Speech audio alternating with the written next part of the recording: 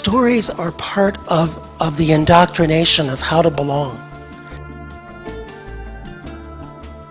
Remember that we're recovering parts of our soul that we have exiled and that we no longer recognize as our own. We exile them into the domains that Carl Jung referred to as the shadow.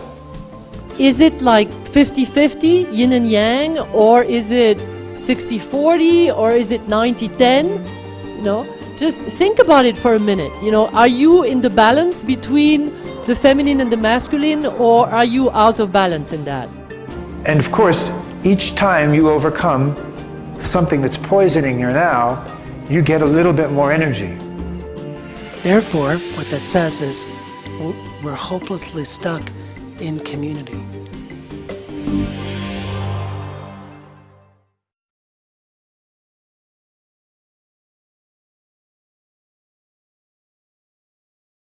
Hello, everybody. Welcome to the Power of Dreams. I'm so glad to see so many people in here. It's very nice for me. What we're going to do is we're going to do a step-by-step guide in lucid dreaming, the art of dream yoga. So throughout this course is what it'll be. I'm going to teach everybody here how to lucid dream. I may go kind of fast through some of the material, and if you don't get it all, I'll be available for questioning later towards the end. At the end of the seminar, we're going to do an exercise. And so my goal here today is to just give everybody an opportunity to experience a little bit about what it's like to enter the dream state. So, as most of you probably know, my name is Jerimiah, and I'm the author of my Adventures in Lucid Dreaming, Manifestation Through Spiritual Power, and the Seventh Angel. I'm just going to go through a little bit of background so that you know where I got my information from. I've been a natural lucid dreamer all my life. I started having hundreds of lucid dreams through the ages of 10, 15. They really peaked in my teenage years. I wrote my first book at the age of 16 and finished it when I got out of high school.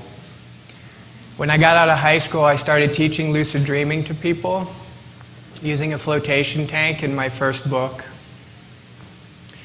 And I continued to teach lucid dreaming up until now.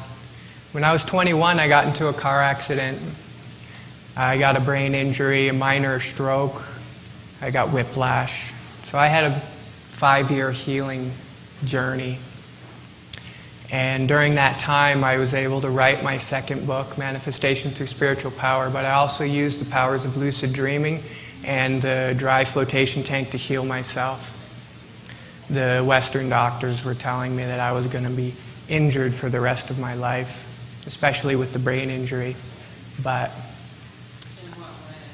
in what way?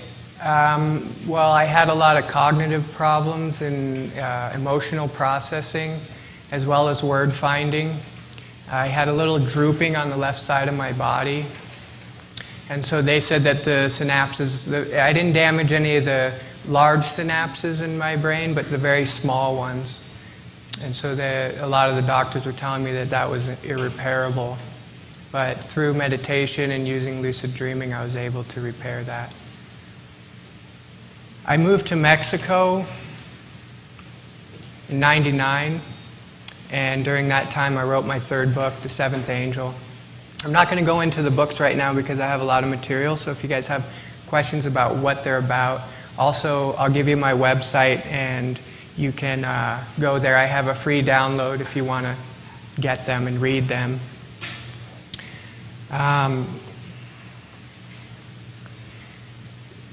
After I moved to Mexico, I designed the Dreammaker flotation tanks, which is a pyramid-shaped flotation tank that's exact angles as the Great Pyramid in Egypt. And it has a mattress that you float on so you don't have to get wet. And so the reason that I'm explaining this to you is so that you can understand that I've been on the same path since I was about 13 years old. And I've continued to build things such as the Dream Maker, using my books and teaching the power of lucid dreaming to help people understand about what it is, that we're all very natural at it. The Dream Maker is an amazing thing for lucid dreaming because relaxation is not so easy, and it's a key to getting lucid, and so it helps us a lot. I also do the Egyptian raindrop therapy, which is a therapy that helps people get lucid on the massage table, getting the energy flow of the body. And so the Egyptian raindrop therapy goes along with lucid dreaming. And like I said, we can talk about that after the seminar if anybody is interested. I've designed 3 Steps to Lucidity, which is a DVD that we use to help you get lucid. And at the end of this, in the last 10 minutes, we're going to do an exercise using that CD. So the big question is, what is lucid dreaming? So it's really important that we all know what lucid dreaming is before we can do it. Lucid dreaming is a state of consciousness where you know that you're dreaming while the dream is happening. So if you were dreaming right now, listening to me, talking about lucid dreaming, and all of a sudden you said, wait a second, I think that I'm dreaming. At that moment you become lucid. So lucid implies awareness. Aware dreaming is lucid dreaming. What we found is that there's 2 separate ways to get to the dream world. The 2 separate ways, one is through conditioning, which is called mnemonic lucid dreaming. And Dr. Stephen LaBerge is the one who invented the mnemonic lucid dreaming technique, and he's got the cool glasses that trigger you when you're dreaming and flash lights in your dream. And the mnemonic lucid dream technique is all based on conditioning, dream recall, and memory. That takes about a month to condition yourself to learn how to do that, but it's been proven that you can get lucid within every dream cycle. Throughout the night you can have a lot of lucid dreams using the mnemonic technique. We're not going to go over that today because it takes quite a bit of conditioning and there's a lot of practice that you have to do, and it's step by step. The other type of lucid dreaming, and keep in mind that you're going to the exact same place, just through a different technique. This is called wake-induced lucid dreaming or dream yoga. This is the type of technique that all of the ancients from all over the world, including the shamans, Native Americans, Egyptians, Mayans, Aborigines, they all used the technique for entering the dream state through wake-induced. Wake-induced means that you're moving from this state of consciousness into the dream state without losing consciousness at all. You do it through a process of meditation. It relies on relaxation, concentration, and your ability to go from this state to the dream state without waking up. So you have to have pretty good skills in meditation. But what we're going to find throughout this seminar is that everybody can do it. And it's a very natural thing. And in fact, you're all doing it. Whether you know it or not is up to you. My goal here is that after this seminar that you guys will all have some experiences with lucid dreaming. So wake-induced lucid dreaming is quite an amazing thing. What we're going to see is that the process of going from here to there is very quick but very, very powerful for healing. And then once you get there, what you do on the other side is an amazing, amazing thing. When you're on the other side and you begin to have lucid dreams, you can have 3 types. One would be a semi-lucid dream. A semi-lucid dream is where you just barely know that you're dreaming. in the back of your mind. That type of lucid dreaming is very common. Most people have that on a regular basis. The other type is a regular lucid dream. In a regular lucid dream, you know that you're dreaming 100%. You can fly. You can go through walls. You can go through the center of the earth. You can go into the water. You want to go to the moon. You can visit angels. You can contact records. You can talk to people who have passed on. But what we're really after is what's known as the high lucid dream state. The high lucid dream state is when you know that you're dreaming and you have your intention completely intact and you know exactly what it is that you want to do. And you accomplish it. And generally, high lucid dreams have to do with something that is absolutely amazing that you can't do here. So that's the goal when we have lucid dreams, is to not only learn to lucid dream by will, but also to be able to carry your intention into the dream world and accomplish it. When you do that, it's an incredibly powerful tool for accomplishing things in the waking life. As I go through this seminar, we're going to find that the waking world and the dream world really are the same thing. I'm going to work on some smaller concepts that's going to bring in some larger concepts about how the waking world and the dream world mix together, and how through our nervous system we're able to contact both places. I'm going to share a lucid dream that I had quite a long time ago. But this lucid dream will illustrate that you can go into a semi-lucid dream state, a normal lucid dream, to a high lucid dream, and you can also completely forget that you're dreaming.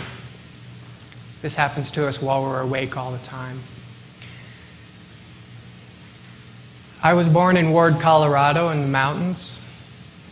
Very small town, about 100 people, 9,300 feet. I was sitting in my bedroom doing the exercise, the exact same exercise that I'm going to teach you guys tonight, as I've been doing it for years, and it still works the same. As I'm doing the exercise, I began to transition between here and the dream state. Well, when that happens, and I'll explain some of the terminology later, the hypnagogic stage of sleep begins to come very close to you, and you pass through it. On the other side, you're going to be doing something, or when you get there, you'll be involved in something, as your dream body is always doing something different than your physical body. So there I was, I passed through, I go in, and there I was in Mexico, on the beach, sitting next to the water. I knew that I was in Playa del Carmen, Mexico, because I had been there before. The water came up and hit my feet. In the dream, your senses are far more acute than your senses here. So when the water hit my feet, it wasn't like this water was on my feet, it was like going through my feet. And these kinds of sensations really bring in the lucidity, bring in the awareness, remind you that you are dreaming. It's going to be really important to remember that it's awareness plus intention that will give you control. So awareness plus intention equals control, whether you're awake or you're dreaming. But it's really important to have the intention in the dream world. So I had my intention. I knew exactly what I wanted to do. I wanted to go and help heal my friend Jack. My friend Jack had cancer on his tongue, and I was doing a series of lucid dream healings for him. Immediately, I began to fly as fast as I could, like Superman, flying over different landscapes on my way to go find Jack. In the dream world, there's no time, there's no distance, and there's no gravity. So I flied for what appeared to be about 8 hours over all kinds of landscapes, flying over mountains, over different types of oceans, over tall mountains, short mountains, big old open fields. The really neat thing was that I had somebody, a companion, that would always run along the ground, constantly running along the ground. Every time I would look down, there he was. I didn't know why he couldn't fly with me, but he was always there. Every time I looked, just cruising just as fast as I was. Well, I flew, like I said, for about 8 hours. And at that point, I had went into a big, huge cave. And inside the cave, there were some hot springs. I went in the hot springs, and I sat down, and I began to eat dinner. And my companion came up and sat in the hot springs with me, and we were eating dinner, having a conversation. Now at this point, folks, I had moved from a full lucid state to a semi-lucid state, and I actually forgot that I was dreaming. But I was having this conversation with my companion, and the question came up, what am I doing? So my companion asked me that question, what is it that I'm doing here? It dawned on me, I'm dreaming. I'm on my way to heal my friend Jack. So I became lucid again. I went from a lucid state to a semi-lucid into the dream. I got my intention back, I got my lucidity back, and sure enough, there I was flying again. I flew and flew for another 8 hours, what it appeared. I got to the place where I could see the lights of Boulder, Colorado. I knew that I was close. Close in a dream is a relative term. I could have flown for a year. And I'm thinking, why didn't I just teleport myself there? It's a dream, I can teleport. So I jump off the cliff and I spin as I'm falling. Spinning is a means of travel in the dream world. And as I'm falling, I tell myself, I want to be with Jack at Jack's house. I want to be with Jack at Jack's house. Boom, there I was with Jack. And I was in his house. He's sitting down on his chair, looking pretty sick, very old, like he has been. There was 5 crystal balls on the floor. They all had different figures of the Buddha in them in different poses. I picked one up. I could feel energy coming from it. And at that point I said, Jack, this is a dream. And I'm here to do some healing work for you. Do I have your permission? Jack said, yeah, sure. So I began to create a big ball of golden yellow light in my hands. Now in the dream world, when you create light, you can see it. Here, when you visualize light, you see it in your visualization, but it's not necessarily that you see it in between your hands. In the dream world, it's there. So I saw the light, I got it as strong as I could, and I passed it in through his body, all over, into his tongue. I did that for about 15 minutes, and he started to glow. He started to look a little younger. He stood up, he took off his glasses, and he smiled. And I said, I'm finished with my healing. I said, Jack, all right, I'm done. I'm going to go now. I wanted to wake up by will, because if you wake up instantly, then you lose some of the memories of what happened. So I told myself, I want to wake up now. I closed my eyes in the dream and slowly started making the transition back. Slowly feeling my toes and my legs and everything, and then I opened my eyes. Well, of course, I was very excited. I jumped out of bed and I wrote the whole thing down. That memory, I had that lucid dream over 10 years ago. And the memory of it is as if it was 5 minutes ago. So time is of a completely different nature. I had 3 lucid dream sessions where I actually contacted Jack, and after that the cancer went away. Now, I never claimed that I healed him of cancer. I only claimed that I helped the process. He was doing many things. But what I'm here to do is show you the power of lucid dreaming and how powerful it is, and that in more people that use it, because it's so natural, we can do many things.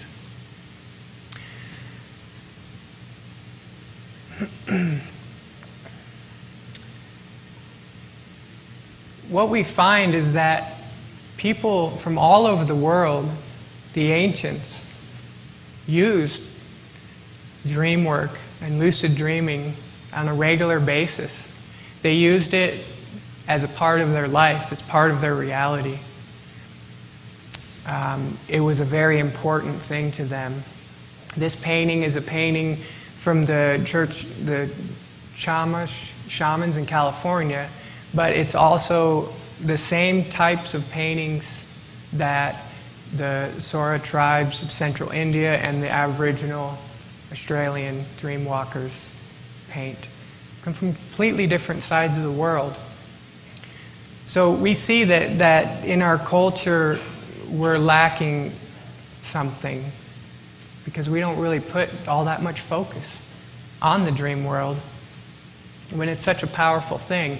If you were to go into the bush and find a shaman that's never seen industrial ways of living and asked him what a tree was or a rock, well, he would tell you a completely different thing. It's all alive to them. To us, it's just a tree or a rock. So they have a completely different perception than we do. 18th century energy centers, very important to activating lucid dreaming, especially wake-induced. So we kind of ask ourselves this question, is it too radical if science can't measure the dream world? Why can't they measure the dream world? Is it something that's unmeasurable? Is it real or is it not real? Is it all just an illusion?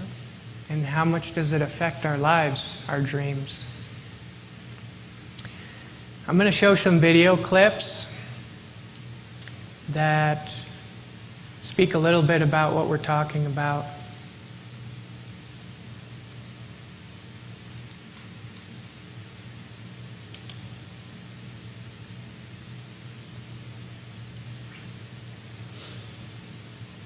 We really have to recognize that even the material world around us, the chairs, the tables, the rooms, the carpet, camera included, all of these are nothing but possible movements of consciousness. And I'm choosing moment to moment out of those movements to bring my actual experience into manifestation. This is the only radical thinking that you need to do. But it is so radical, it's so difficult, because our tendency is that the world is already out there, independent of my experience. It is not. Quantum physics has been so clear about it. Heisenberg himself, co-discoverer of quantum physics, said atoms are not things. They are only tendencies. So instead of thinking of things, you have to think of possibilities. They are all possibilities of consciousness. So what they're finding is, of course, nothing is solid. Everything is energy. And it may be kind of too radical to think that we are living in a dream. But the fact of the matter is that we are. And that's a very radical thing because science may not be able to test it. But folks, the dream world is a plane of existence that's moving faster than the speed of light. And so we don't have any tools to be able to test what's moving faster than the speed of light. So then that brings us to the next question, what is reality? If this is the dream and the dream is the dream and everything's a dream, then where does reality come in? I'm going to show another little clip here that's going to give us a little bit of an idea of where we get our reality.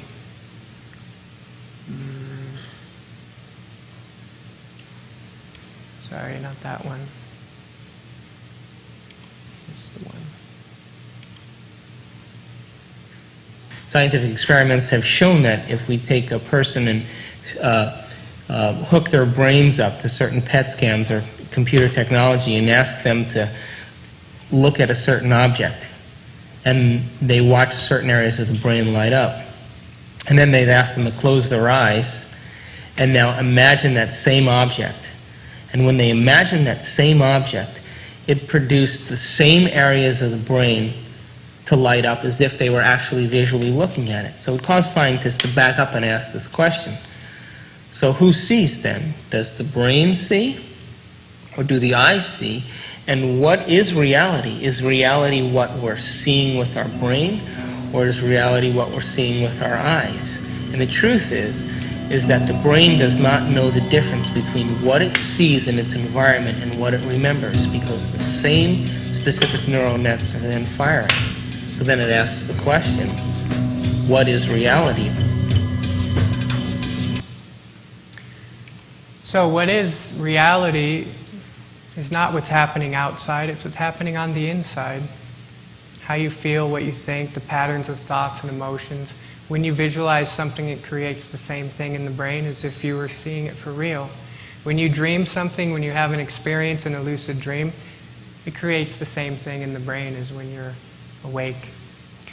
So we may have a little difficult with this concept, but because it makes us be responsible for everything that has happened to us and everything that will happen from now, from the past and the future.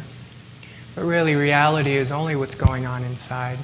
So if you change the inside, the outside world will take care of itself. It's only a matter of perception.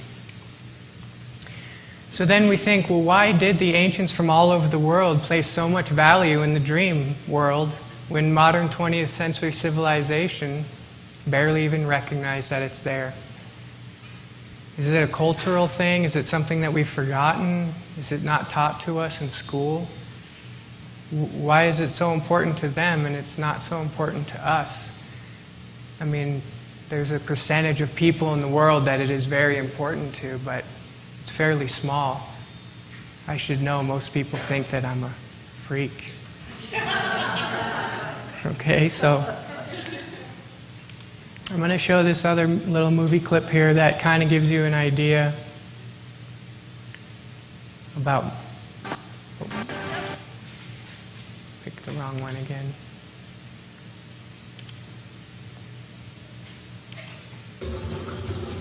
Well, the way our brain is wired up, we only see what we believe is possible. We match patterns that already exist within ourselves through conditioning. So a wonderful story that I believe is true is that when the Indians, the Native American Indians on the Caribbean islands, saw Columbus's ships approaching, they couldn't see them at all because it was so unlike anything they had ever seen before. They couldn't see it. When Columbus's armada landed in the Caribbean, none of the natives were able to see the ships, even though they existed on the horizon. The reason that they never saw the ships was because they had no knowledge in their brains or no experience that clipper ships existed. So the shaman starts to notice that there's ripples out in the ocean, but he sees no ship, but he starts to wonder what's causing the effect. So every day he goes out and looks and looks and looks, and after a period of time, he's able to see the ships. And once he sees the ships, he tells everybody else that ships exist out there because everybody trusted and believed in him. They saw them also.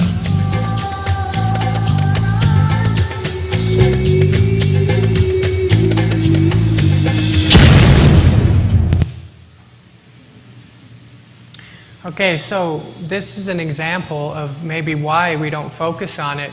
It's not taught in schools. Of the people who are examples for us, including our parents and also the things that are accepted and non-accepted, then why should we have any reason to see the dream world, to even take it as in consideration? We're going to start to get into some other concepts that are based upon seeing that the dream world actually is right here in front of you right now all the time. And there's some people in history that see it. Edgar Cayce, Nostradamus, Jesus, a lot of people in our history that have left things for us. They all see the dream world. We all can too. We have the ability to do it. Whether we focus on it or not is up to us. So then we ask, are we dreaming or are we awake? What is the dominant factor in our life? Is it the things that are going on in our dreams and they're inside of us, or is it what's happening on the outside? Where is reality? It's a very fine line. And what the most important thing is to not get too intimidated by the fact of the matter that the dream world and the waking world are the same place, and that they exist simultaneously. And with a little bit of practice and a little bit of awareness, we can see that the things that are happening in the dream directly relate to the things that happen in our daily lives. So what we found is that lucid dreaming is a natural process that anyone can do and learn. Stephen LeBears has proved that anybody can become lucid through a process of conditioning. I've taught over 500, 800 people. I get 90% of all my students have lucid dreams. Dreams hold the key to an ancient symbolic language. Have you ever heard the concept that the consciousness is only the tip of the iceberg and everything else is underneath in the realm of the subconscious mind? Well, the dreams hold all of the things, all of our memories, all of the pain, all of the pleasure, all of the happiness. It's all there, and we only filter such a small piece into the front of our perception.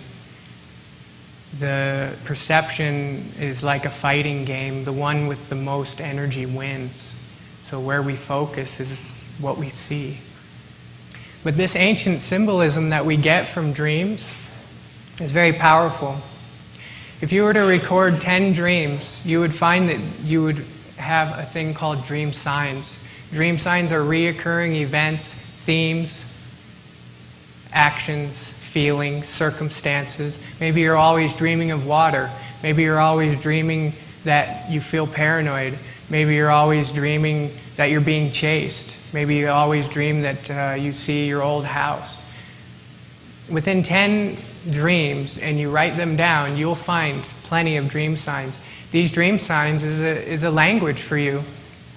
It's a language for you to communicate with your subconscious mind that gives you keys to who you are, to what's in your past, what's in your character, who your individuality. And all it takes is just to take a little dream journal and start writing them down. You focus on your dream signs, you'll start to see that your dream signs are directly related to the patterns that you have in your life.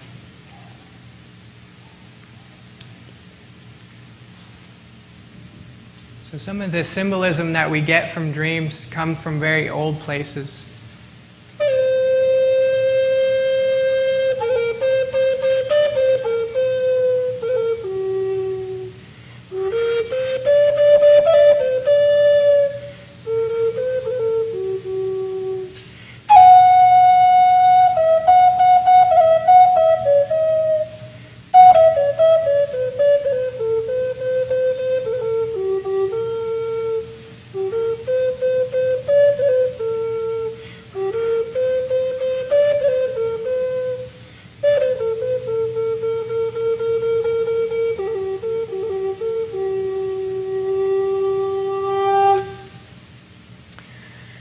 So if the ancient people from all over the world were putting so much purpose on the dream world, and we don't, and they all have this in common from here to there to anywhere that you look in the Sanskrits or any of the ancient texts, what was their purpose? Why do they all use it? This is a very important concept, especially if you're working with the power of dreams. We have from all Egypt, India, the Mayans, Peru, Native Americans, Australians, Tibetans, and many, many more. Folks, this is about angels. We're talking about angelic energy. We're talking about spiritual values. We're talking about becoming an angel as a human. There's a concept from the spiritual alchemists. The spiritual alchemists from Egypt and also from many other cultures are very real, in fact. And spiritual alchemy is becoming an angel as a human, climbing that ladder. Well, becoming an angel as a human is not an easy process, and it's not something that just happens overnight. The spiritual alchemists use tools to do this. And so what I'm presenting here to you is that one of the tools that they used to become an angel as a human was extension of consciousness, which is lucid dreaming, spiritual alchemy, mental alchemy, astrology, and tarot. So what we're going to go over tonight is only one aspect of the whole picture of how the ancients used to use this knowledge to become an angel as a human, to be able to raise their vibration to contact planes of existence that are much higher than the earth, and then exert that and affect what we do here. There's not many people in history, but there are some that you could think of that have done that. Some of the people would be like Jesus, the Buddha, Gandhi. There's a lot of people that maybe in our eyes it seems like they were suffering, but really they brought such spiritual values to us that they were obviously working on a much higher level. So what we're going to talk about is extension of consciousness, and what is it, and how can we use extension of consciousness to be able to raise our vibration.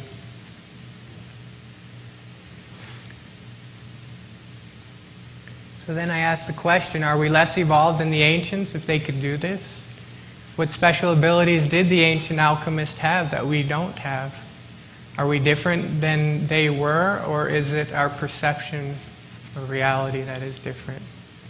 Is every individual on the same path? Every cell in the universe has a soul. Every cell in your body has a soul. As we grow, we begin to evolve, and we begin to become more complex. Extrasensory perception embraces all means of acquiring information in which the physical senses or reason are not involved. C.C. Zane, 1930. Is lucid dreaming a form of ESP? ESP, extrasensory perception. How many of us use our extrasensory perception? How many of us even know that we have it, or that it's even something that exists? Lucid dreaming is a form of ESP. Everybody does it every night. Whether we use it consciously with directed intention or not is up to us. But ESP is very real, and there's many different types of it, and it just depends on our ability to develop it and use it. We have the ability to do these things. In fact, human beings are very complex, more complex than what we get taught in school. We have the mineral realm. In the mineral realm, the big thing is attraction and repulsion, learning how to attract and repel like a magnet. The single-celled beings, all the way up to the crystals, the gems. We have experienced the mineral realm. We've experienced the vegetable realm. We learn sensitivity. We learn about how to develop a nervous system. We go through the animal realm. In the animal realm, we learn about instinct. Do you think that the minerals are closer to the angels than the humans? That's what we're going to see, is that it may appear like we're really far away. And we are. We're right in the middle. Human, we learn self-awareness, free will. We learn how to direct our consciousness in any direction that we want it to go.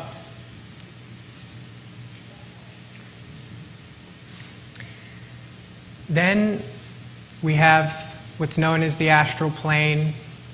We have what's known as the subconscious, the dream world. There's a lot of terminology for it, but it's a plane of existence that we don't see with our eyes. Everything below this line here, the red line, is the earth. Everything above it as we go forward is the astral plane, the dream world, or the subconscious mind. The astral plane or the dream world is a very, very big place. When we move faster than the speed of light, we lose time, we lose distance, and we lose gravity. So things are much bigger. It doesn't have an end. And there's many levels to it. I've been traveling it for a long time. We have a physical body. We also have an electromagnetic body. We have an astral body as well, or a dream body. It's also known as the subconscious mind, but if you expand a little bit and see that we have these three bodies. The electromagnetic body is like our aura. It's moving at the speed of light. It bridges what is moving faster than the speed of light and what is moving slower than the speed of light. Like our thoughts. Like the things that we perceive. They have to come through the electromagnetic barrier in order for them to impress onto our physical brain so that we can think. So, the astral body could be doing anything, and we may not be seeing what it's doing. As you can see here, the physical body is meditating and the electromagnetic body is going wow, and the astral body is surrounded by angels. How do we know what's going on? Well, over time of practice, we begin to be able to perceive the things that are happening within our astral form, within the dream world that is existing right here in this room. The astral plane is a big, big place. The subconscious mind is a big, big place. It's a little bit intimidating to enter into that realm, but it's also very healthy and a very powerful tool for reaching spiritual planes, as raising our dominant vibratory rate leads to higher consciousness. Remember, we're talking about angels, we're talking about raising our vibration to be able to even feel angelic or spiritual existence. And that can happen in a moment. There's different ways of traveling. When you enter into the dream world through a lucid dream, you can travel by flying, you can travel by riding a bike, driving a car, getting in an airplane. You can teleport from here to there. But you can also move from level to level. The level to level is our mood. So let me ask you a question. If all of a sudden you got some really bad news and you started feeling really down, do you think that you move somewhere? Well, our physical body doesn't go anywhere. Maybe we cry. Let's say that all of a sudden you got some great news and you get all excited and your cheeks get red and you feel really happy. The physical body doesn't really move anywhere, but the astral body or the dream body does move. It moves to different levels, up and down, with every mood, dominant mood that we have. So throughout our whole evolution, we've been going up and down. On a given day, you can go up and down. You can go to low realms, you can go to higher realms. What it does is it creates a waveform. Well, we have what's known as a dominant vibratory rate. That's the total of all of the experiences that we've had from the very beginning, from single-celled being all the way up to now. Every single experience that we have in happiness and unconditional love contributes to raising our dominant vibratory rate. Every experience that we have that has to do with greed and anger and fear and worry and all of the lower emotions contributes to lowering our dominant vibratory rate. So on a given day we can go up and down, but all of them together creates a dominant frequency. The ancients were interested in raising their dominant vibratory rate by giving themselves more experiences in their life that were of the unconditional love, of the compassion, so that they can slowly or quickly start to raise their dominant vibration. So traveling is of a completely different means within the dream world. The goal is to raise your vibration to get to a place where you can start to experience spiritual existence. The cycle of necessities is a cycle, in this particular, this comes from the Hermetic philosophy from Egypt. And so the cycle of necessities to them is that we started out in the divine sphere of the infinite, a spark of light. we descended down to a single-celled being and began the evolution back up. And that's why I asked the question, do you think that minerals are closer to the angels than we are? It's because, in fact, that they are. And so it really seems like we're so far away, but we have the ability to extend our consciousness, so we can. The whole concept of this can be a lot, but yet it's a very powerful thing to see that it's our nervous system that allows us the ability to extend our consciousness. It's the electromagnetic energy that we generate that allows us to have lucid dreams through wake-induced. Things like playing the didgeridoo, circular breathing, yogic breathing, rhythmic breathing generates a lot of electromagnetic energy.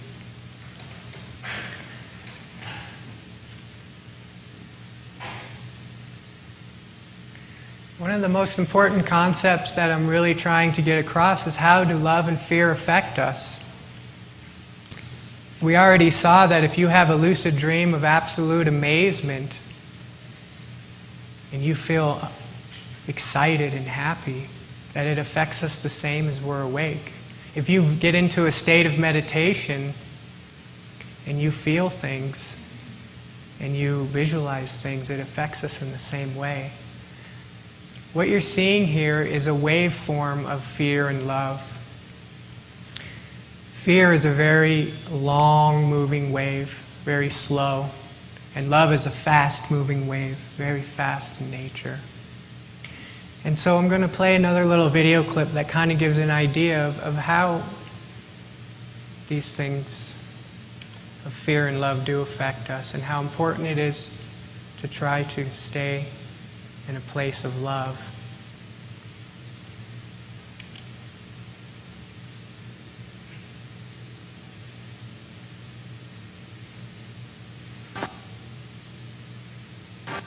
Subway exhibit comes to us from Japan and Mr. Masuro Emoto.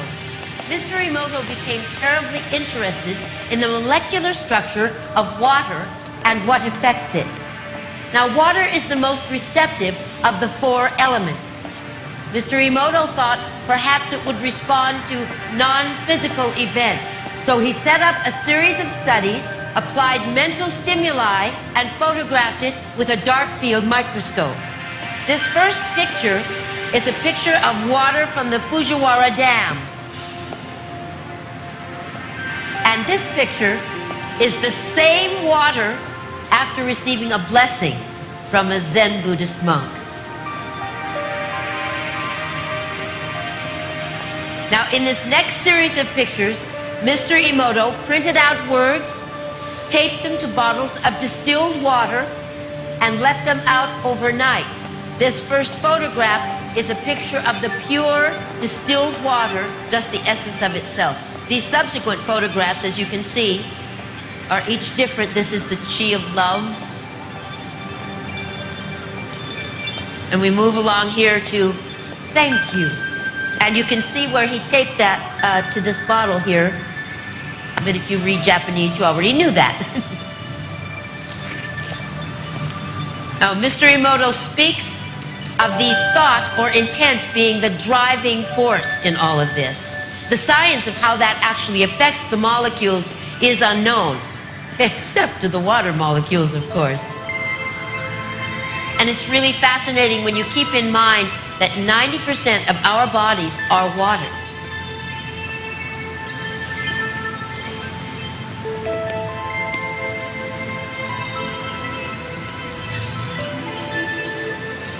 Makes you wonder, doesn't it? If thoughts can do that to water, imagine what our thoughts can do to us. So, what we're seeing is that thoughts, emotions are very powerful in affecting not only our body but our reality, what we see, what we experience. This is another example. If you take the double helix DNA structure and you superimpose the waveforms on it, and this comes from Greg Braden and Dr. Dan Winters in his book Awaken to Zero Point. What they did is a lot of studies on the effect of emotion and the DNA. And they found that whenever the waveform would go over the double helix structure, what it would do is it would create new coding sites for growth wherever it would touch. Because the DNA have little micro antennae that pick up waves of emotion. Wherever they touch, they create new coding sites for growth. As you can see, fear touches less than half, and love touches like twice as much. So I'm just bringing this up because we all know that the power of love and happiness is very powerful, but maybe not quite as much. And the reason why I bring this up in lucid dreaming is because lucid dreaming is such a powerful tool that we have in order to experience things that we may not be able to experience while we're awake. Bringing in perceptions. What we saw earlier is that it doesn't really matter whether you experience things in a dream, in a visualization, in a meditation, or for real, but it affects the body in the exact same way. So lucid dreaming is powerful, meditation is powerful, visualization is powerful. With our nervous system as strong as it is, with our intention, our ability to direct our mind in any direction that we want it to go, then we can use this as an incredible tool for healing, physical body, depression, all kinds of things.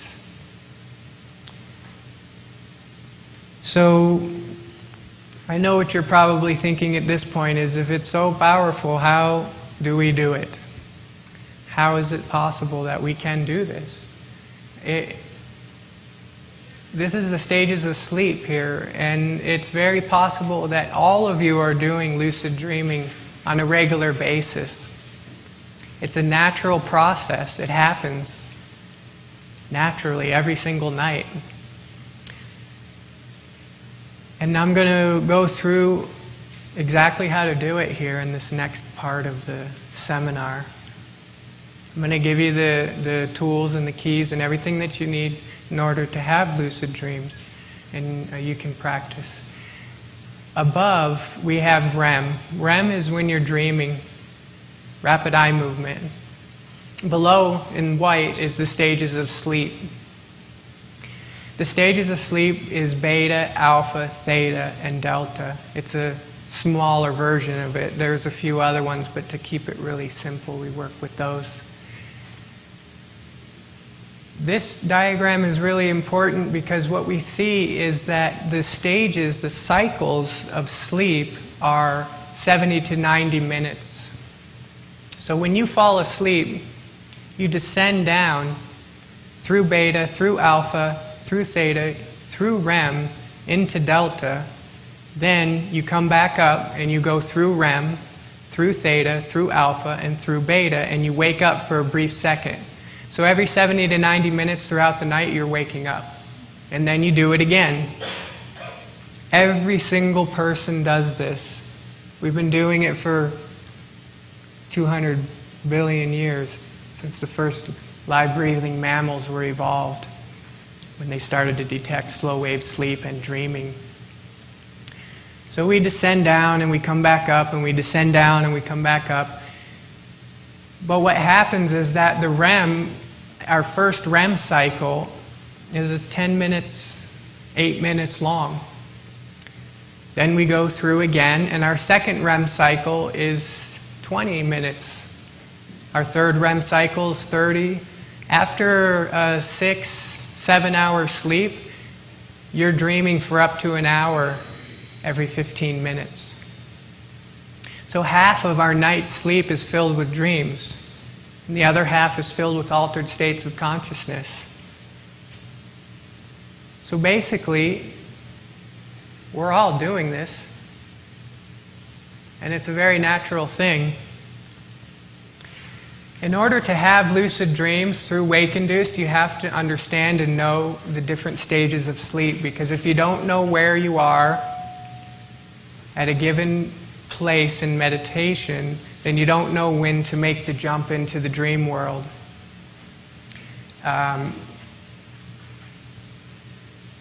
Most people know when they're awake. Most people know when they're getting relaxed.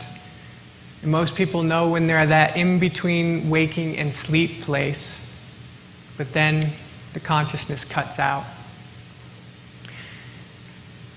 Wake-induced lucid dreaming is kind of like surfing, because when you're surfing, you wait for the wave to come to you. You don't go to the wave. Well, it's a waiting game, and you have to wait until the wave of REM starts to come over you, and then there'll be the moment where the doorway to lucidity opens. When you are working really hard and your mind is racing and you're moving fast, you're in beta, associated with hunger, associated with fear, stress. Beta is not too healthy of a state of consciousness to be in. Industrial beta. It's the way of life for industrial ways of living, is to constantly be in beta. But I'll tell you what, beta is a one-way street. You don't learn anything in beta. Your brain doesn't receive anything. Then you go home and you sit down on your couch and you relax and you do whatever you do to get a little bit relaxed. A cup of tea, a cup of coffee, turn on the television, the radio. Your breathing slows down a little bit, your heart rate slows down a little bit, and you move into alpha. In alpha, your imagination starts to come out. You start to be a little bit more creative. And you start to be able to receive and learn things. Well, at that point, you're probably thinking, I'm getting a little bit tired and I want to go and lie down. So you go lie down and you close your eyes and you begin to move into theta. Theta is that in-between waking and sleep. Here you might get some images that come up, some free-flowing thoughts. You might have some dreams starting to approach into your consciousness. Most people fall asleep before they reach theta. Everybody who has experience with meditation knows that theta is an amazing place. It's a place where you get a lot of colors, a lot of images. I call it the TV screen stage because for me, it's like I'm watching a large movie. Now the lower levels of theta, the movie starts to become alive. It starts to become three-dimensional. It starts to surround you. You start to get some REM jolts. And that's the doorway to getting lucid. And then you move into REM. Delta is a deep, deep state of sleep where the brain is barely even processing.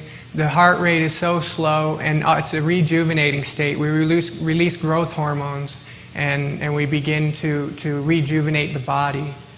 We have less delta when we get older. We have more of the other stages. Delta is a very powerful place for healing the body. You can meditate yourself into any one of these stages of sleep by will, just through a process of relaxation. REM, on the other hand, your brain is just as active as if you were awake, and even more active. Your eyes are moving back and forth, but guess what? Your body is paralyzed. You don't move when you're dreaming. When you sleepwalk and sleep talk, you're having dreams outside of REM, which happens in delta.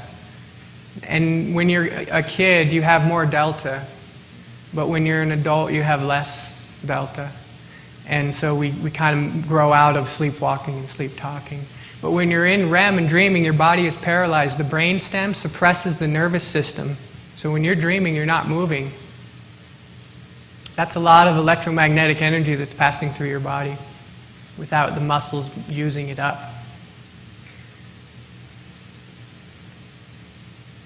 There's some steps to getting lucid through wake-induced. It's a process of meditation. It's a process of moving from here to the dream state without losing consciousness. The hardest part is to not lose consciousness, to hold your intention, to hold yourself in one specific area of your body. Thoughts burn electromagnetic energy. If you're falling asleep and you're worrying and you're having anxiety and all of these thoughts are running through your head, it's going to eat up all the electromagnetic energy, and you're not going to have enough to be able to extend your consciousness into the dream world. So one of the first thing is not only relaxation of the body, but relaxation of the mind. This is a very difficult thing to do. It's probably one of the hardest things in the world, to calm the mind and shut the thoughts out. Everybody knows that if you were just to sit for 1 second and try to focus on how many thoughts are going through your consciousness at one specific moment, there's hundreds of them. And they're passing, and you're thinking and thinking and thinking, but that's eating up energy. So this is a 61 points of relaxation. The DVD that I made runs through 61 points, and I'm telling you this because at the end here I'm going to do the last 10 minutes of the DVD, which starts in point 58 and runs back to 61, and then takes you into the dream. Relaxation is a key to getting lucid, because you have to trick your body into feeling like it's falling asleep while you keep your consciousness alive and awake through concentration. So the very first step is to get relaxed. There's tons and tons of different ways you can relax the body. You can relax the body through autosuggestion, telling each muscle of your body to relax. You can relax the body through moving light, golden light coming up through the soles of your feet, filling your body, your arms, your heart, your neck, and out the top of the head, taking all the tension with it. You can relax the body through something that's maybe a little more complex, like the 61 points. But that also helps to relax the mind, because it gives a place for the analytical part of the brain when you focus on the numbers. So 61 points of relaxation is from Swami Ramdas, found the Himalayan Institute, and I found it to be very powerful for lucid dreaming, for wake-induced lucid dreaming. So we get our body completely relaxed, and then we want to focus on a specific area of the body. Breathing is very, very important when you're working with wake-induced lucid dreaming. If your breath is out of rhythm, it doesn't generate that much electromagnetic energy. If your breath is in rhythm, meaning that the same count out is the same count in. And that doesn't mean that it has to be a long breath. It can be a 1 second or a 2 second, as long as it's a 1 second and 2 second coming back. So in and out has to be even. What that does is the diaphragm pumps, just like when I'm playing the didgeridoo and circular breathing. It pumps in an even up and down. That generates electromagnetic energy. This is how the yogis are able to perform their incredible feats with the things that they do, is because they know how to breathe. Breath work takes practice. And so there's nothing else but just to learn how to do rhythmic breathing and practice it. But in order to wake-induced lucid dream, you do want to try to get as much of rhythmic breath as you can. You can use your heartbeat. 2 heartbeats out, 2 heartbeats in. You can count as well. There's a lot of different stuff, books, CDs, things that can teach you how to rhythmic breathe. The channel of energy runs from the first chakra up to the third eye and out the top of the head. Spirals around the body, comes into your feet, but it's also circulating here.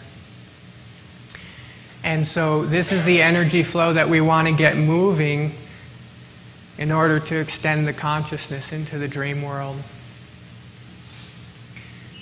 The points of the body that you focus on is very important. This is a picture that comes from a traditional Tibetan Buddhist technique for entering the dream world. Now, traditional Tibetan Buddhists take this very, very seriously, and they dedicate their life to it. I've dedicated my life to it, but they do it in a specific way that's much more takes a lot more out of your life. What I'm going to teach you is a simpler technique, but it's important to know about the points and what they do. Because when you move into the dream world, you have to be aware. Awareness comes from the throat. You have to know exactly where you are at the time that you are. So when you move into theta, the lower theta, you know. The clarity comes from the third eye. You have to be very clear in what you're doing. You have to have your intention focused. You have to tell yourself the next time that you're dreaming, you'll remember to recognize that you're dreaming. You have to tell yourself that you are more than your physical body. You got to have courage. You got to be strong. That comes from the heart. You got to have enough power to make the lift off into the dream world. And the most important thing is you can't be afraid. And you can't let your desires overcome what you're doing. You have to keep them at bay. You can't listen to them. You have to shut them out. Because when they start to come, they take the energy that you need. So that's the first chakra area. You can extend your consciousness through any of those places. I find it the easiest to extend through the third eye or through the throat. It's much easier. So when you focus on a specific area of the body, you focus on one of those areas. You can try all of them and see what happens. The energy flow that runs through the body has two sides to it. It has a male and a female side.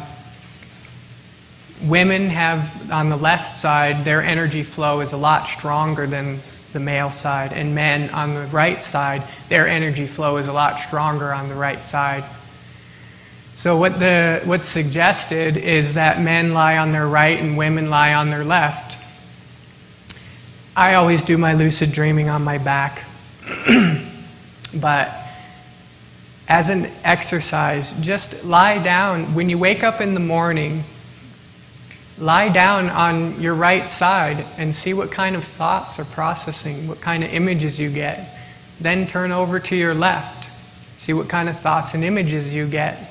And then lie on your back when the energy is flowing. Because what happens is that you crush in the lung and you suppress the nasal passage a little bit on that side, so it suppresses the energy flow. For men, the energy flow that's happening on the right side is usually what keeps you from getting lucid, because it's so powerful, and that's all the worrying and anxiety and all the things that we're thinking about. And for women, it's on the left side. But for me, I found it easiest just to lie on the back and just try to get some control over the thoughts and the emotions. Feeling the movement is the third step. Feeling the movement is a state of consciousness where nothing matters. No questions, no fears, no judgment, simple awareness. And through the doorway to lucidity we go. Now let me explain to you what this feels like, because this is the thing that keeps people away from wake-induced lucid dreaming, is the fear. When you start to go into REM, what happens is that your brain stem suppresses your nervous system. Your body becomes paralyzed. If you're conscious during this experience, then you are going to become paralyzed and you're not going to feel your physical body. You can't be afraid of that. It's okay, because as soon as you do something or try to do something, then you'll wake up, you'll come out of it.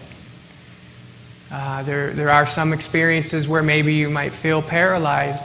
You might start to feel where you probably will feel like you're falling or you're spinning, like you're being pulled from your stomach.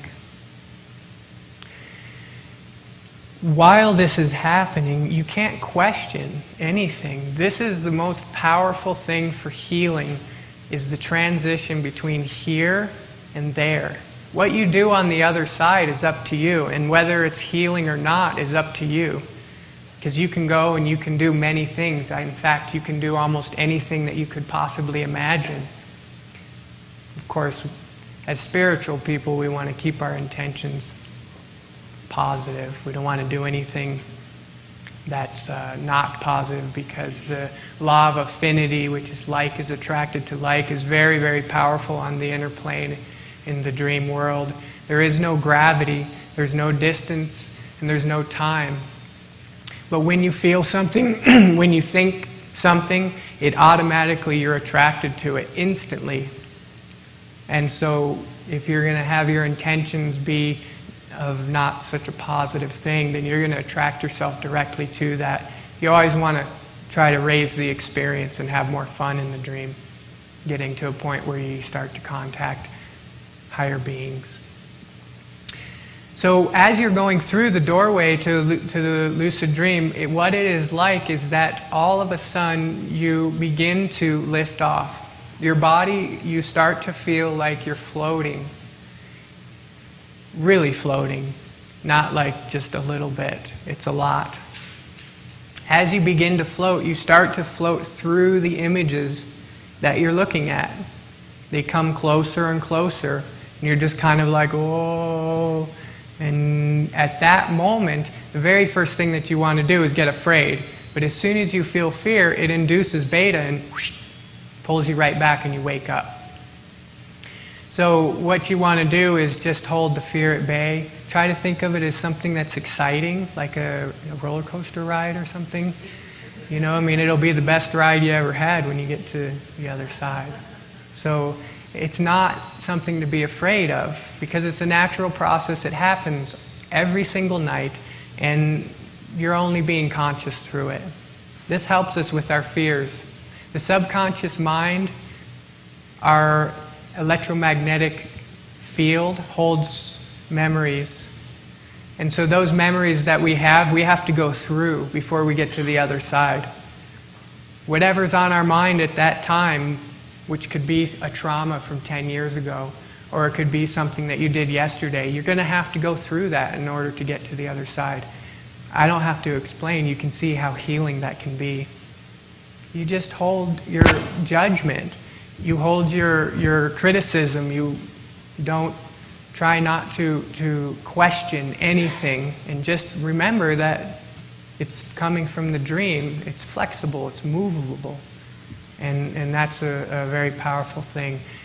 So as you start to go through, you're going to go through all of those memories. And when you get to the other side, you'll be doing something. But it comes, and it's kind of blurry, and it gets really blurry. And then on the other side, it's crisp, crisp, crisp, clear. And when you get to the other side, you'll be doing something there. Remember to keep your intention intact. The next time that I'm dreaming, I will remember to recognize that I'm dreaming, and with my lucid dream, I will fly. I will look at my hands. I will visit somebody. It doesn't matter the size of your intention. It only matters that you have an intention to have control in the dream world. Intention is very important, because if you don't know what it is that you want to do in your lucid dream, the time that you spend figuring it out, you're probably going to wake up. You'll spend all that time getting there, and you'll be like, I'm lucid, I'm dreaming, what do I do, what do I do? Boom, you'll wake up. So it's really important to keep your intention. You can create a dream shrine around your bed, where you have your dream journal, and you have a light, and you have a clock, and you have a little area for your intention area. So if you want to fly, put a picture of Superman. If you want to go visit somebody, put a picture of them in there. If you want to look at your hands, put a picture of hands. I mean, just get like creative with it, and hold your intentions. And remember that you're not bound by physical reality in the dream world, so make your intentions interesting. Do things that you've always wanted to do. Bring in fulfillment into your life. Go to those places that you've never been.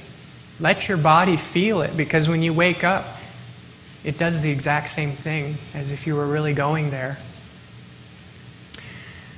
So here's how you do it. Here's how you get lucid. And I'm going to go through the exercise here in a minute with the video clip. Step number 1 is relaxation. We're not going to be able to go through a full relaxation technique because of time. Actually, I don't even know what time it is. Okay. Well, we have a lot more time than I thought. So what I'll do is just, I'm going to go through the relaxation. If you guys all ready and interested in experiencing this? Remember, lucid dreaming is all about excitement. You got to be excited to do it. And I'm not saying that everybody, in this room is going to be getting lucid right now, but just to experience maybe a little bit of what it's like to get some of the different stages of sleep. And that's good. Everybody's yawning. That means you're ready. Okay, so what we're looking for is that at the very beginning, I'm going to guide you through a relaxation technique, and I'm going to put the ball of light in point number 58. And then I'm going to go ahead and I'm going to play the video clip, which will take you through the rest of the journey. The first step is relaxation. The relaxation is stronger than all the tension, getting all the body to relax. Once you've become relaxed and you allow yourself to move into the next stage of sleep where you start to have some sort of visuals, you don't want to jump. I'm going to do it faster than you would in your bed, but you don't want to jump from one stage to the next stage before you're ready to go, because then it won't work. It really is a waiting game. You have to be very patient. The reason that they call this dream yoga is because it's not physical poses, it's meditative poses. In yoga, you stretch, you find a pose, you hold that pose. Some of them are very difficult to hold, and you get the energy from that pose. Well, in dream yoga, you find a mental pose, you hold that pose, and you wait for your consciousness to move to another place. And then you move to the next pose. So the very first pose after you've become relaxed is to hold a ball of light on your third eye. The way that we hold the ball of light on our third eye is that we visualize a ball of light on our third eye. And I'm going to explain this to you and then take you through it, but it's important that you know the steps. Visualizing a ball of light on the third eye is not so difficult. You just imagine that you're a little tiny person standing right in between your eyes. Standing right there. Little tiny, looking out. You can, if you want to see it however you can, if you want to see it as if you are looking at yourself with a ball of light there, you can see it that way. Whatever's natural for you. If you want to see it from back, where you're like looking out through your own eyes, but you're seeing light, the ball of light being there. The ball of light doesn't want to be on the outside, it wants to be in about a half an inch in the center, activating that area of your body. You want to feel some sort of tingling, some sort of warmth, some sort of something in that area of the body. And that's what takes the most time. Once you have that ball of light within your third eye, holding it there and not letting it move, focusing all your awareness, you wait. You wait until you start to move out of alpha and into theta. As you move into theta, the dream images are going to come up stronger. The TV screen stage will happen. Now remember, visualization doesn't necessarily mean that you have to see it. Not everybody can see it. Visualization means imagination. Imagination and visualization are the exact same thing. So if your imagination is active and you're not seeing anything, that's fine. I've taught plenty of people to get lucid and all they see is black until they go into the dream. And that's fine. Not everybody is natural at visualization. You can develop your visualization through practices. But if you're imagining that that ball of light is there, try to stay focused on what's going on in the background. What's going on around you? What's your subconscious mind bringing up? I guarantee that if you wait long enough, that a whole world will be built around you. A whole scenario, people, animals, things, colors, images. That is when you move to the next step. So you wait until that happens. Then you bring your dream hands in front of you, not your physical hands. You bring up and visualize or imagine that you have your dream hands in front of you. Carlos Castaneda has taught us the power of the hands. The hands are very powerful for lucidity, whether you're in the dream or you're going to the dream. When you look at your hands, it brings awareness. So we're relaxed, we focus on our third eye, we wait until that moment where the dream starts to come to us, and then we bring our dream hands in front of us and we flip them over and we say, I'm dreaming, I'm dreaming, I'm dreaming, I'm dreaming. If you're having a hard time keeping your mind calm, because the thoughts at this point, it's very difficult to keep the thoughts out, to be questioning what's happening around you. You can't question any of the things that you're seeing, and the analytical brain fights and fights for recognition. And so what it wants to do is it wants to analyze everything that's happening. You got to kind of keep that out. So what I do is whenever a thought comes up, I just go shh, shh, and I tell it, no, I don't want it in my consciousness right now. It's very important to do that, otherwise it's hard to move into the dream. So if you're having a hard time with that, what you can do is you can count. 1, I'm dreaming, 2, I'm dreaming, 3, I'm dreaming, 4, I'm dreaming, 5, I'm dreaming, up to 99 and start over. Don't go 101, 102 because it gets too complicated. So you do that, and counting can help to put a placement for your analytical mind so that it's not questioning everything. So we hold the ball of light, our body's relaxed, we hold the ball of light, we start to move into theta, and then 1, I'm dreaming, 2, I'm dreaming, 3, I'm dreaming, 4, I'm dreaming, 5, I'm dreaming. Then you wait. You wait to get into stage number 3, which is feeling the movement.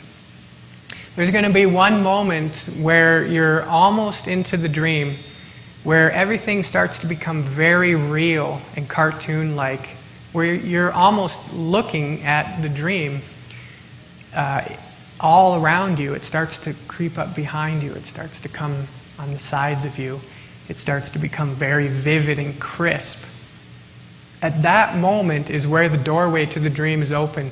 You have to get a sense of movement. Movement, I mean like when you're flying in an airplane and you look down and you see that you're going over landscapes. That feels like you're moving. When you're cruising along a car, and the road is going, that's a feeling of movement. When you're looking over a big cliff and somebody comes up to you and goes, huh, and you go, huh, that's a feeling of movement. When you're falling into the dream, which is a shamanistic technique, is falling into the dream, that's the feeling of movement.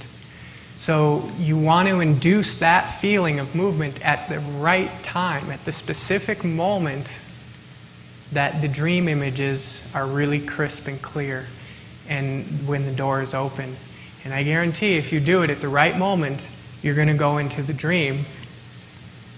And so that's the third step. When you go into the dream, there's just a small transition period, like I said, that you're going to go through the stuff that you're seeing in your subconscious mind. And I don't know how to explain it. It's almost like when you have to pee really bad, but you just hold it and hold it and hold it, and you can't really go and you have to hold it. Well, you have to hold yourself where you're almost going to just like question everything that's happening, and you want to analyze it, and you want to get afraid, and you just have to hold it. It's only for like a few seconds, but that few seconds is very, very intense. As you do the feeling of movement, you will feel like you're floating or falling, and it does feel like that. Think of it as excitement, not fear. And then you go through, and on the other side is the dream. When you get there, hold your intention, fly around the world, do whatever it is that you want to do. Those are the steps for getting lucid. I've been doing it for years, the same technique, and it does work. The hardest part is the fear and the concentration and not worrying about things. And so maybe the first time that you do it, you're going to just get a little bit. And the second time or the 10th time, you're going to go a little bit further. And then maybe the 20th time or the second time, it depends on your abilities, you're going to actually start to move into the dream. The flotation tank helps a lot, things like that. Keeping everything really quiet in the room that you're doing this. You really need your space through this because any noise or any distractions will pull you out.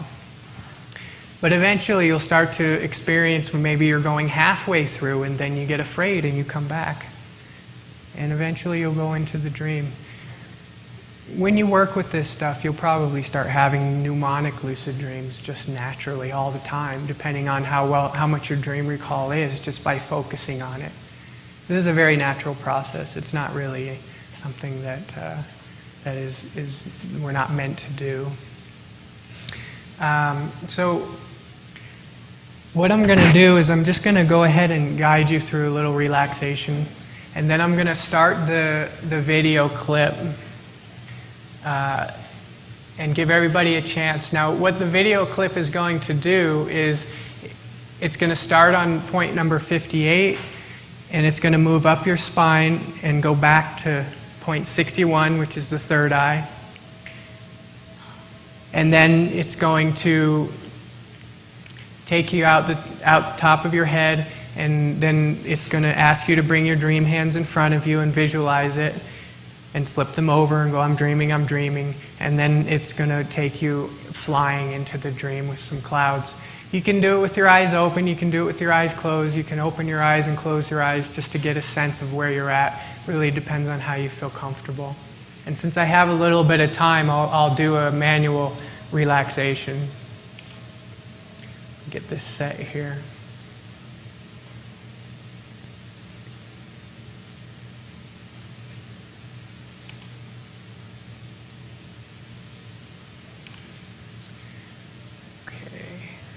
So,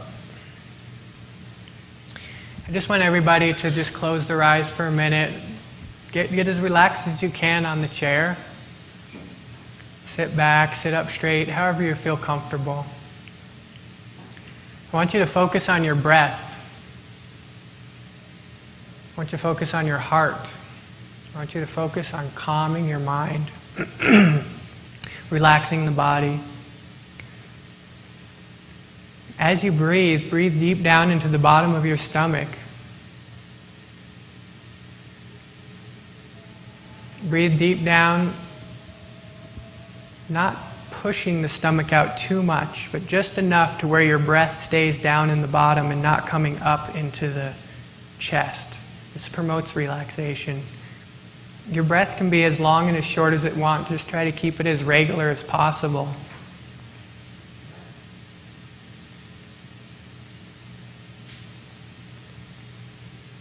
And as you're focusing on your breath, I want you to imagine that there's a beautiful golden light beginning to build within the soles of your feet.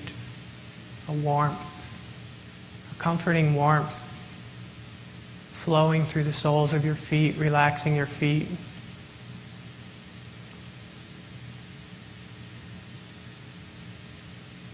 And as this warm golden light begins to move up the soles of your feet, covering, flowing through your legs, just try to remember that the relaxation is stronger than all the tension. Keeping your focus. Relaxing the legs as the light moves up into your knees. A warm, soothing light. Relaxing those knees. And the relaxation moves up into your legs. As the light fills your legs, remember that the relaxation is stronger than all the tension. As this light also heals the body as it moves into the stomach, pouring into the stomach.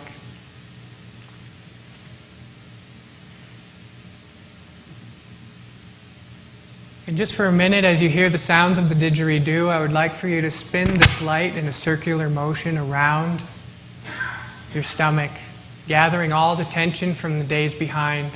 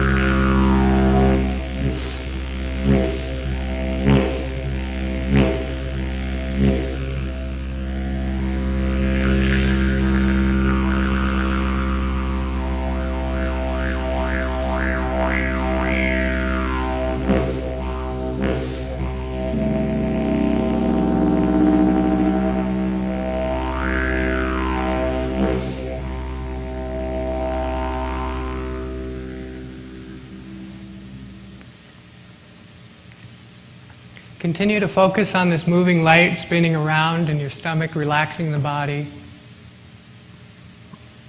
gathering all the tension from the days behind, moving up on its journey to your heart, spinning around the vertebrae, making a connection with your nervous system, sending signals to every part of your body to relax. Keep in mind that the relaxation is stronger than all the tension. As this moving light moves through your body, relaxing on its journey to your heart. And as the ball of light and this moving light begins to move into your heart, spreading down and filling your arms, the ball of light is within your heart, the moving light is moving through your body. As you hear the sounds of the flute, I'd like you to focus on your heart and relaxing the heart.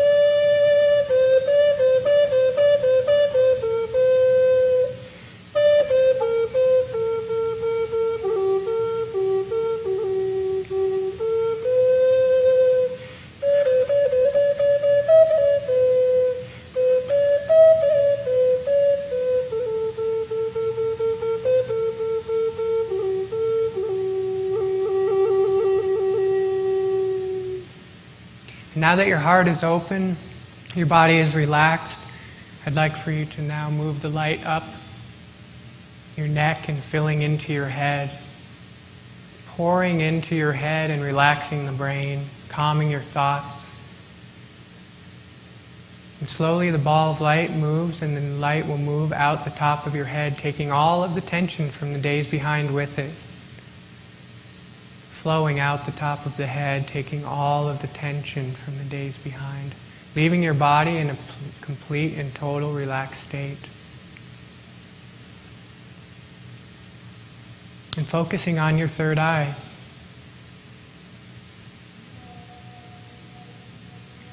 Focusing on your third eye as the ball of light now is going to move up your spine, starting with point 58.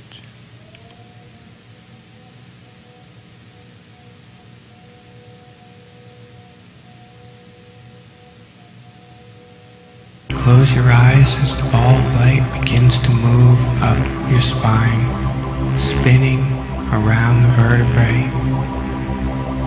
And at this point, you may make your intention as the next time that you are dreaming, you will remember to recognize that you are dreaming as the ball of light spins around the vertebrae on its journey to point 58, spinning around the vertebrae of the lower back.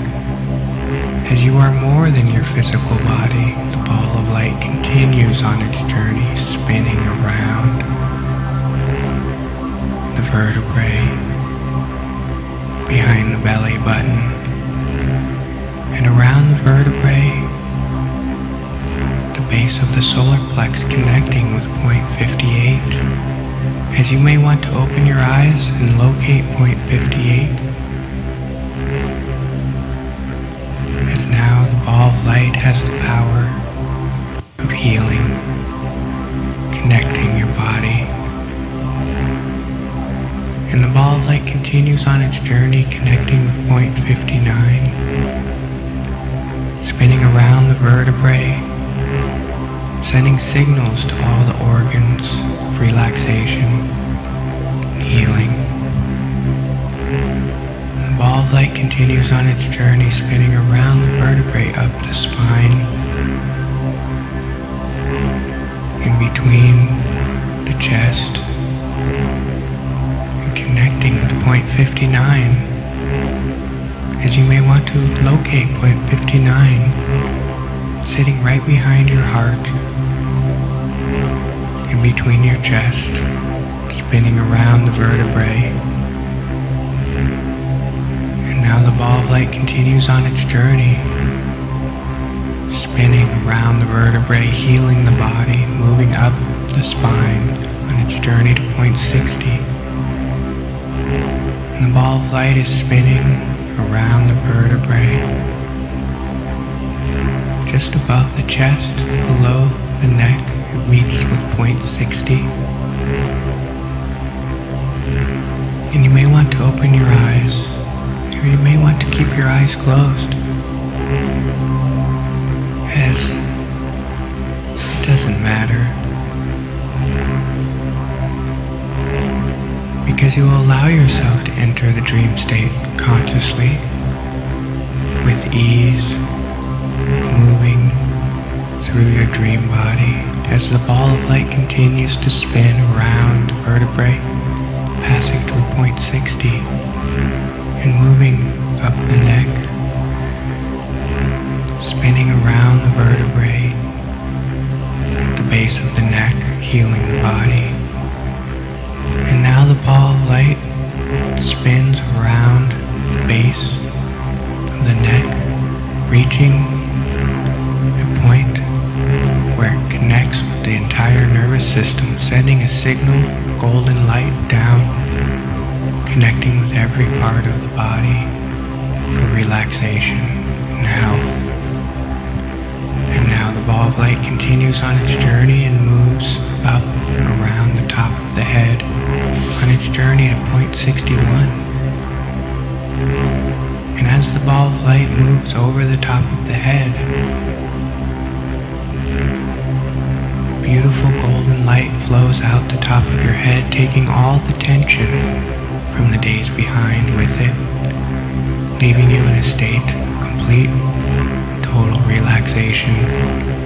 As the ball of light now moves and connects with point 61,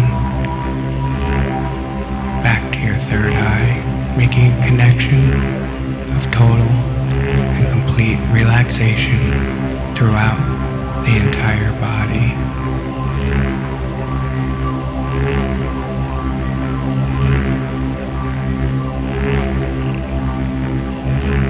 And as the ball of light is now within your third eye, continue to focus all your attention within your third eye, as you will remember to recognize that you are dreaming the next time that you are dreaming. And as you wish, you may bring your dream hands in front of you as you flip them over, telling yourself, I am dreaming, I am dreaming, as you begin to fly into the dream world. And if you wish, you may open your eyes as you fly into the dream world, or you may keep your eyes closed as you enter into the dream world, as it doesn't matter, as long as you create a state of healing.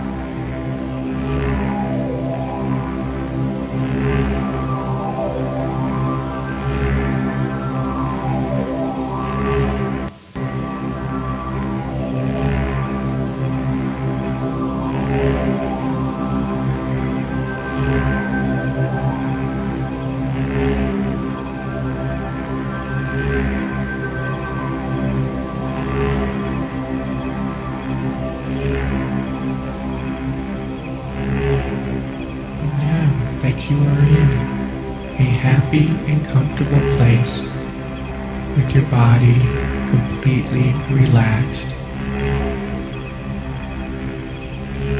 Keep your entire focus within your third eye, remembering that the next time that you are dreaming, you will remember to recognize that you are dreaming as you focus within your third eye.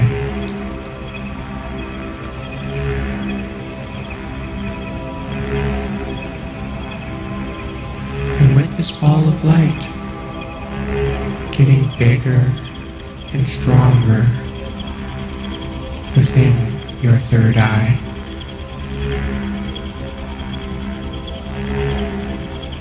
allow your body to move into the dream state comfortably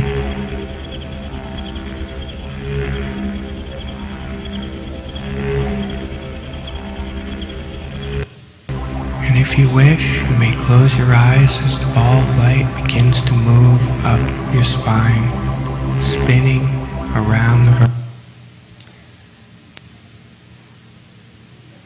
Okay.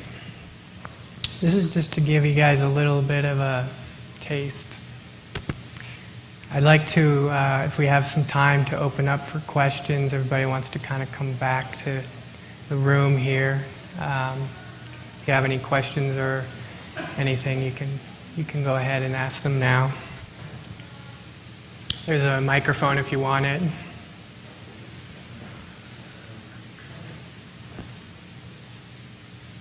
What's the switch?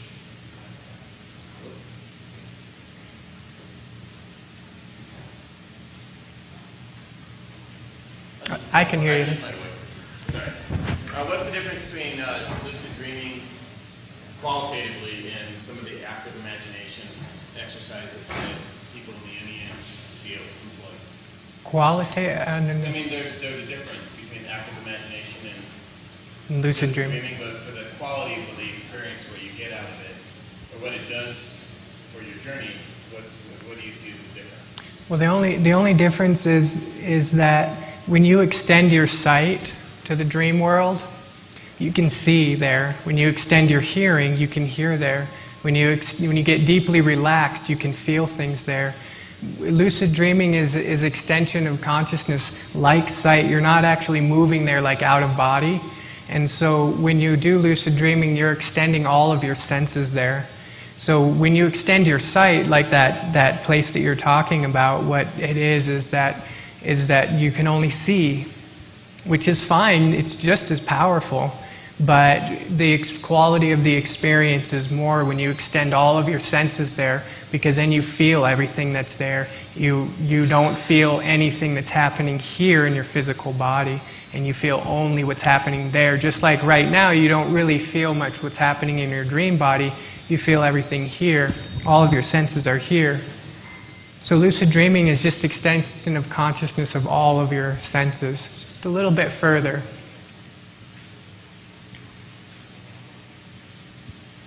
So I was having a breathing experience, but it wasn't like dark versus shadows, like a red place, like how do you world? Is it supposed to be bright? No, it doesn't really, like that's the hypnagogic stage, so as you're moving... Oh, you can't hear the question? She had asked that as she was doing the exercise that she had an experience where she was seeing some red light, but more of a darker color.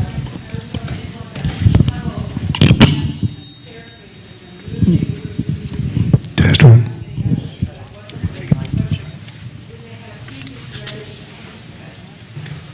And so your question about it?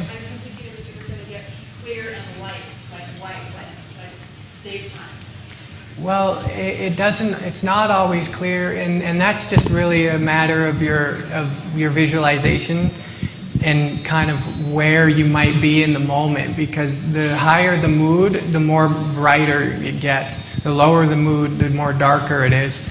And this, folks, is very important because when you move into the dream state, you want to be up and happy because you're going to go to a much higher place, and also the transition will be a lot easier. I'm not saying that where you're at is a lower place, but if it was a lower colors and not quite so bright, then that's probably what it is. But that's the hypnagogic stage, and when you wait just a little bit longer, then you'll start to go into the dream. That is extending your sight, and eventually you can extend the rest of your senses. Maybe if you want to use, I think they got the microphone working so everybody can hear. I actually have a couple of questions. One, as a child, I was able to change my dreams. If I was having a spooky dream, I could say, ooh, this is a spooky dream, I'm going to switch it to something else. As a child, I could go into a dream state and go check on my friends at their houses.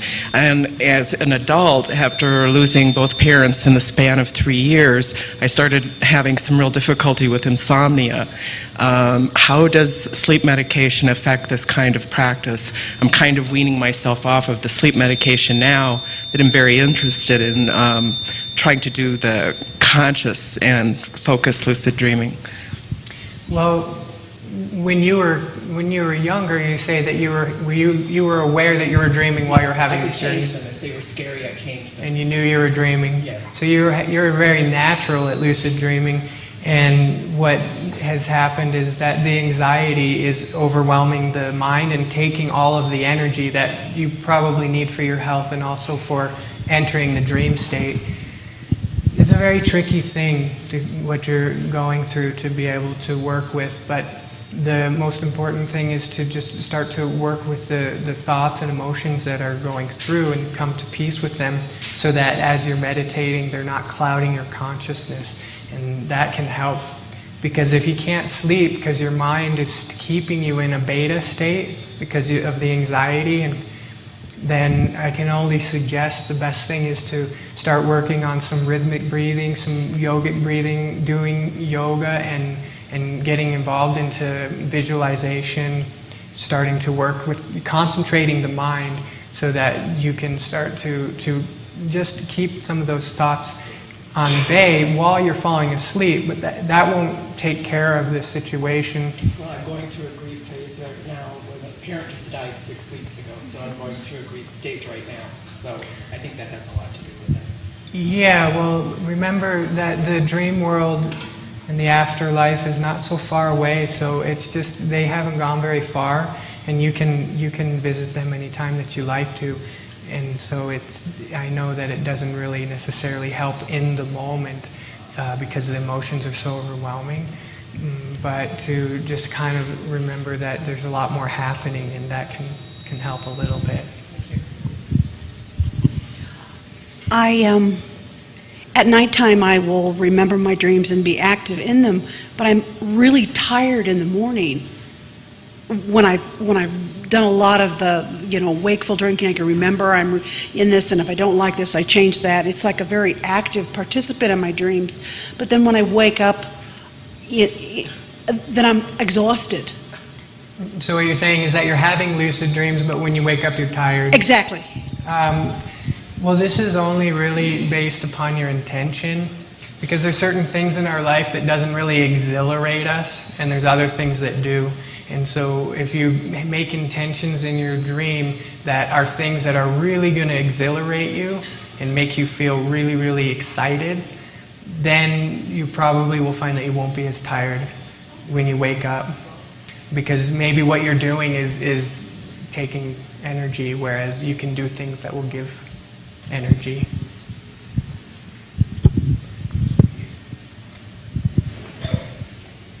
Oh, there's some people over there.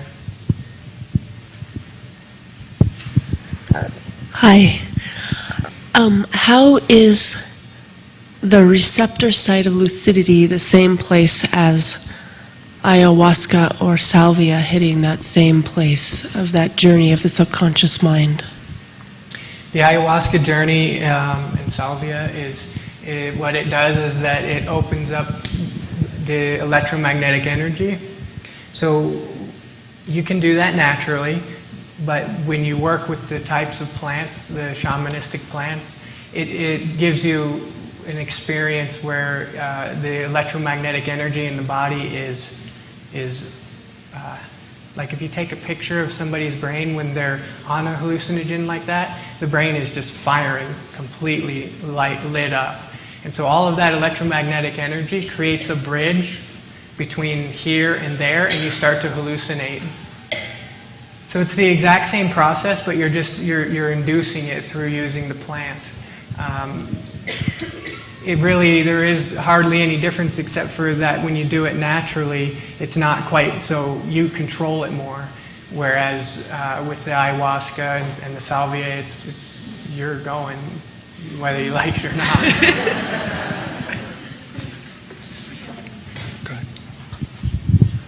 What role do you see in lucid dreaming in the healing of the earth and the changing of the consciousness of people that might be somewhat lost? I'm sorry, I didn't quite hear you. Maybe you can talk a little bit more. What role do you see for lucid dreaming in the healing of the earth and the shifting of the consciousness of other people to a more healing frame? Excuse me. The material plane is moving into more of a place where it's going to start to become more like the dream world. As technology gets much more advanced and we start to learn how to use teleportation and materialization, and I can't give you a time frame because nobody really knows, but eventually that's going to happen where what's happening here is more like what's happening in the dream. And so by lucid dreaming you become more familiar. The law of attraction will become faster. And in the dream world, you're attracted to everything that you think and feel in the moment instantly. That happens here when we're awake, but it's not quite as instant. As the evolution of the earth becomes more like the dream world, things will start to happen where we are attracted more instantly too. And so by lucid dreaming, you get more practice in it. And so that's kind of like why I teach lucid dreaming, is to help people prepare for either the time when the earth starts to move into more of a dream place, or when you pass on to the next life, you'll be more familiar with how to maneuver there.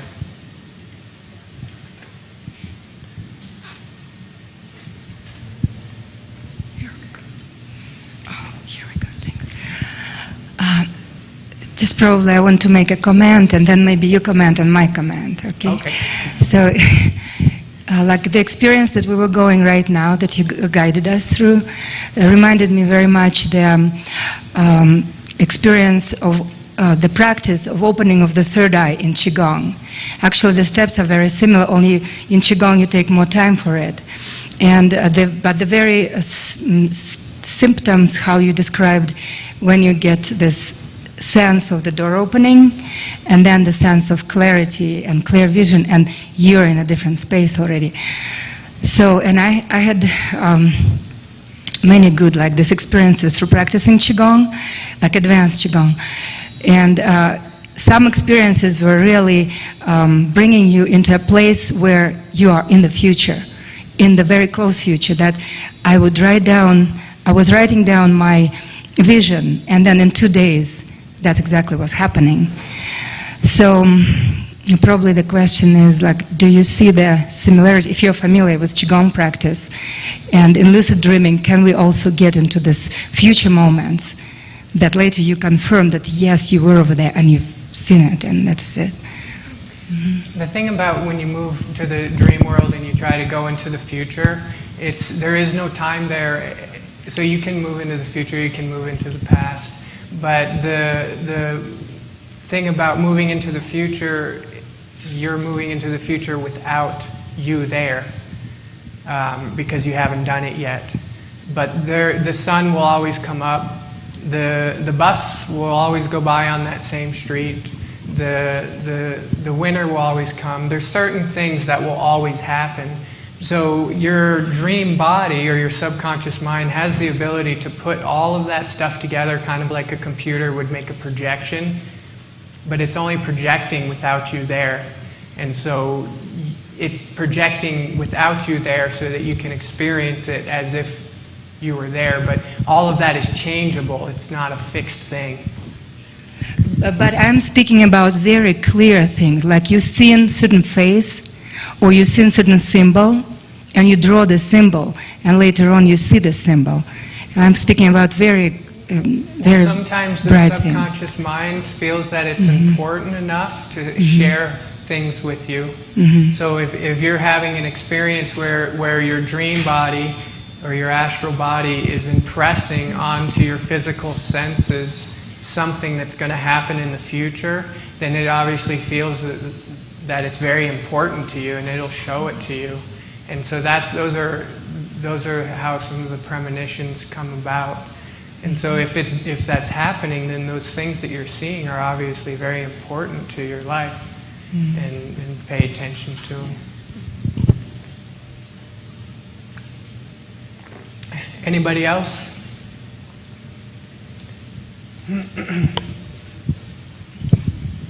Well, I'd like to just follow with what was just said. How much then, if we go into this lucid dream state with an intention, do we create the future? That's a pretty tricky question. You're creating the future in a dream just as much as you create the future here. I mean, it's a very tricky thing when you talk about creating the future and manifestation of things, because what is happening is it's not fixed. Now, if you were to visualize something every single day and really be there, then you're going to attract the circumstances into your life. Just as if you were to lucid dream into the future, but it's not something like if it happens once, you can expect that to happen. If you really feel like you're in that thing, then you're going to attract the circumstances to get to it. And you can use lucid dreaming for that. Does that kind of make sense, what you're asking? Yeah. Well, and I was just wondering how this process of lucid dreaming could be helping what you were saying about healing the earth or healing. So can we use it for a positive healing intention and then create that? I mean, why else would I want to do it, I guess, is what I'm wondering. Well, I mean, if you're having a physical problem, like when I healed myself from my whiplash and my brain injury and things, I didn't lucid dream for almost 2 years, and I would go in the float tank and I would try and I couldn't do it. But after a couple of years, I got my ability to lucid dream back. When I got it back, I was still in a very, very serious depressed state, and I didn't feel good or comfortable. I was in a lot of pain. So I would get into the dream and I would I would do things that I was running and playing and having fun. I would also come back to my body and find myself, and I would put light into all of the different parts of my body. And so simply by projecting your consciousness into where you want to be, you begin to develop that same feeling in your body, and that helps the healing process. And so that's a really powerful thing that lucid dreaming can bring. I was wondering how come the images are so crisp and clear. I was wondering how that is possible, and you explained earlier it is the subconscious, is that correct? The images that you have as you're moving from here to there? Yes. Or when you get there? Well, either or, both. How they can be crisp? Oh, you want to develop it to be more crisp and clear? No, I was wondering how it is that we are right now, let's say, are not as clear. And you described earlier that the colors and the experience is just more vivid, and the colors are more clear. And I wonder where that comes from. The clarity? Yes. Well, it's like when you're in the alpha state, it's not as clear. When you're in the theta state, it becomes more crisp and clear, and also more vivid and all around you. And then when you actually get into the dream, you don't have any other feelings of what's happening here. And so the deeper you go into meditation, the more things that you begin to see and feel. And like I said, some people don't have visualization that natural, and so they don't really see a whole lot, but other people do. And so it just really depends on your ability to relax and get into deeper states of meditation. Then it becomes more crisp and clear. It looks like we're out of time. I really appreciate all of you supporting me with this.